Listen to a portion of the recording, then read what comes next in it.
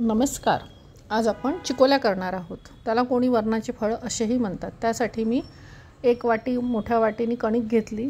त्यामध्ये जिरेपूड, हळद 1 चम्मच तिखट, धनेपूड आणि चवीनुसार थोडं मीठ असं सगळं मिक्स एकजीव करून घेतलं सगळं व्यवस्थित. त्यानंतर थोडं पाणीने असं घट्ट असं भिजवून घेतलं छान गोळा तो, आणि 5-10 मिनटासाठी त्याला असा वेगळा साईडला ठेवून दिला. हे पावसाळ्यात खायला खूप छान लागतात. त्यामुळे मोस्टली हे असं चिकोल्या वरणातली फळं हे पावसाळ्यात केली जातात. आणि कुकरला मी 1 वाटी डाळ अगोदरच लावून घेतली होती. तिला 3-4 शिट्ट्या येऊ दिल्या. ती अशी छान व्यवस्थित शिजून झालेली आहे, बघू शकता. तिला असं घुसळून घेतलं, एकजीव करून घेतलं. त्यानंतर इकडे अद्रक, लसण, जिरे, 4-5 मिरच्या, कढीपत्ता, कोथिंबीर हे सगळं मिक्सरच्या भांड्यामध्ये घेतलं एकत्र, आणि मिक्स बारीक करून घेतलं आहे ते सगळं. पातेल्यात तेल घ्यायचं, आपलं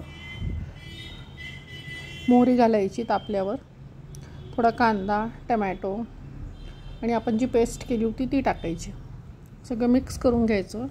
त्यानंतर लाल तिखट 1 चम्मच, अर्धा चम्मच हळद, धनेपूड सगळं मिक्स, आणि हिंग, थोडं पाणी घालायचं.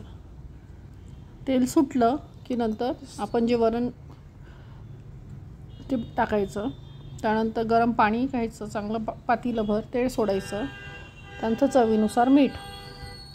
इकडे आपण जी कणिक भिजवून ठेवली होती घट्टसर, तिचे असे गोळे करून घेतले मोठे थोडे मध्यम आकाराचे, आणि छान अशी तेल लावायचं व्यवस्थित. 4ही बाजूनी त्याची घडी घालायची आणि परत त्याची अशी छान पोळी लाटायच्या. अशा मी सगळ्या पोळ्या लाटून घेतल्यात.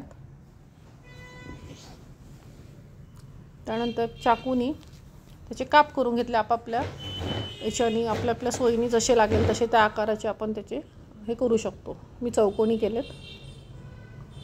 वरणाला उकळी आली की ते सोडून द्यायचे त्यामध्ये. बघू शकता वरणाला अशी छान उकळी आलेली आहे.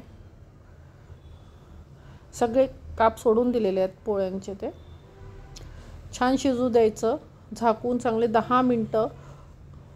बघू शकता तुम्ही चिकोल्या छान अशा रेडी आहे. ट्राय करा, लाईक करा, शेअर करा, सबस्क्राईब करा.